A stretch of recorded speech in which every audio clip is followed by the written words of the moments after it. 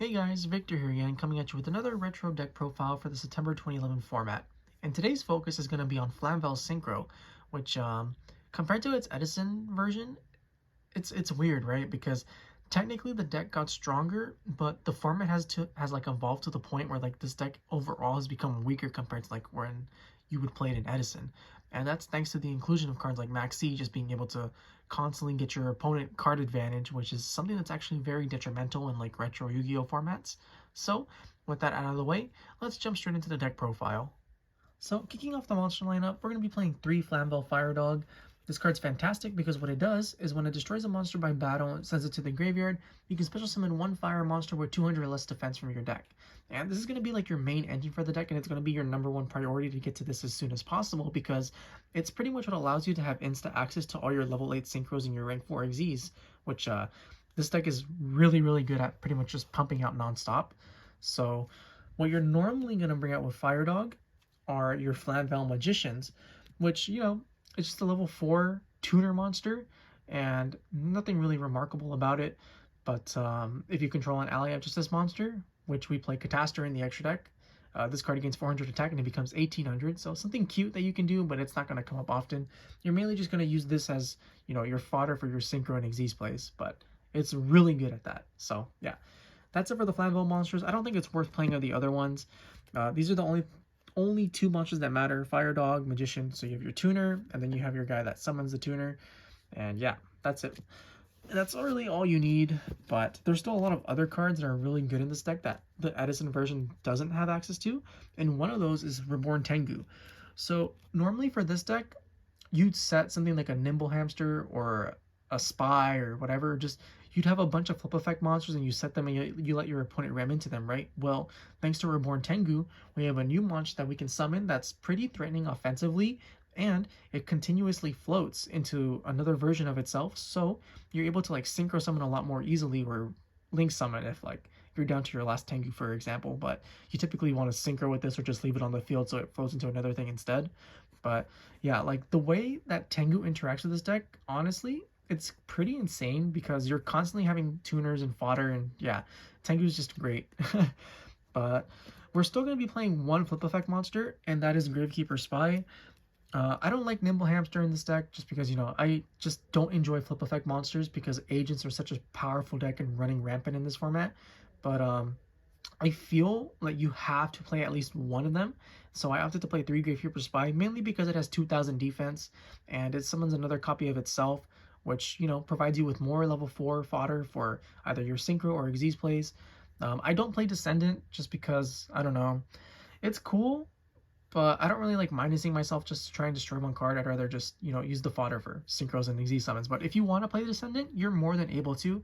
And there are a lot of times, where like you go Spy, Special Descendant, and then on your turn before you make any plays, you tribute the Spy to pop a card, and then you're free to go to town. So yeah, out of all the flip effect monsters, I think this is probably the best one. And then you play your hand traps, so Effect Veiler and Maxi, cards that once again are not in Edison format, and especially Maxi, which is honestly really good against this deck, but I'll get more into that later on in the deck profile. So after that, we're going to be playing a small Lightsworn engine, just one Raikou because it's Raikou, and one Lila. So flip effect, you destroy one card on the field, and then you mill 3, and then you have Lila, who's able to get rid of spells and traps on the field and then also mill 3 more cards. And milling is really important because even though Firedog can summon from the deck, this deck does take advantage of Rekindling, and what Rekindling does is it special summons fire monsters from your graveyard with 200 defense or less, and then that's pretty much like your main combo or like your main ignorant card in order to, like continuously like try and win the game with. But yeah, the versatility and options that these 2 cards offer you are pretty huge. And then lastly, for our final monster, we're going to be playing one Gorz, the Emissary of Darkness. This deck doesn't really play a lot of back row, so if your board does get cleared, it's nice to have some kind of protection in the form of Gorz to ensure that you don't actually straight up lose the game or get OTK'd or whatever. So yeah, one Gorz is fine. And that's it for the monster lineup, and now we can finally move on to the spell portion of the deck. Now for the spells, we're going to be playing 3 of the aforementioned Rekindling. This card is insane because it like I said, it special summons as many fire monsters as possible from your graveyard with 200 defense or less. So if you have multiple Flamvell Magicians and Firedogs, you can bring them all back. Then you can Synchro or Xyz with them. But one of the downsides to this, as I mentioned with the earlier, was against Maxi, right? So compared to Edison, if you play Rekindling, your opponent's not going to be able to stop you. But in Tengu Plant format, if you activate Rekindling and they have Maxi, at minimum, your opponent is going to go +1 because they're going to get the one draw off the Rekindling resolving, and then depending on how many monsters you summoned, you are going to be forced to either banish those at the end phase to keep your opponent like at a +0, or you're going to Synchro summon or Xyz summon and your opponent's going to go +1. So yeah, something like Maxi is kind of really effective against this deck compared to like most of the other decks in Tengu Plant format. So that's one of the main reasons why I feel like it's not as strong as it is in Edison, even though it does have access to new, more powerful cards like Reborn Tengu. But it's still a really good card, and if it resolves and your opponent doesn't have a Maxi, yeah, the game is going to turn into your favor really quickly. And then after that, we play the two MSTs. This deck does struggle against back row quite a bit, so it's nice to be able to clear them before, you know, we actually commit any monsters to the board. And then we're also playing the one of Heavy Storm because it's Heavy Storm. And then after that, we just have like a bunch of one-ofs as is tradition in this format. So you have the Reborn, the Dark Hole, the Book of Moon, and then some of the like the more odd choices. We have one Charge of the Light Brigade. Since we're playing Lila and Raiko, there's no reason not to play Charge of the Light Brigade. It's literally just a free mill, so it helps us get more Flamvells into the graveyard. And even if we, for example, end up going through our Lilas and our Raikos before we have access to the charge, it's fine because we play one Pot of Avarice, which is really good because it helps us recycle our Lightsworns and it helps us recycle our Reborn Tengus, which is honestly really huge. You can get back your Fire Dogs, your Gores, whatever. Pot of Avarice is really good in this deck because it goes through its monsters like crazy. And then after that, we're playing the one Mind Control. We play a lot of tuners, especially Magician, and being able to take an opponent's monster and then summon your Magician in Synchro or Xyz or whatever with it is honestly really big, especially because we don't have access to Brain Control anymore, which was a really powerful card, but the Mind Control on its own is still able to get the job done a lot of the time. And then for our final spell, I opted for one Enemy Controller. So this could be like a lot of options, but ultimately I opted for Enemy Controller over something like Forbidden Lands, for example, just because Enemy Controller has like a lot more versatility to it, as in you can change the battle position of monsters. If it's the only card in your like side of the field and you have like a Gores or something, you can activate the Econ to turn one of your opponent's monsters to defense position, and then you can clear your field and then you drop the Gores. And it's a lot more like easy to do with this than something like Forbidden Lance, right? Because Forbidden Lance lowers its attack, and this just straight up eliminates that threat to ensure that your Gores can survive. And I don't know, there's just like a lot of really cool things. You can dodge Effect Veiler with your Spies. You can resolve your Raikos more easily. It's, yeah, like the versatility that the one Enemy Controller offers you is honestly kind of insane.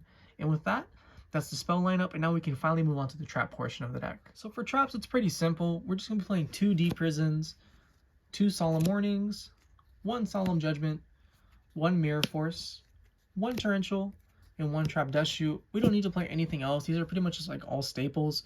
The only other trap I would maybe consider playing is Call of the Haunted, just because being able to bring back your Flamvell Magicians from the grave without the use of Rekindling can go a long way in helping you, like, you know, outgrind your opponent and just changing the momentum and things like that. But you don't really need to, and a lot of the other traps are kind of whatever, because this isn't really a trap deck. It's a really hyper offensive deck. So yeah, just keep that in mind when building this deck. And with that, that's the trap lineup, and now we can finally move on to the extra deck portion.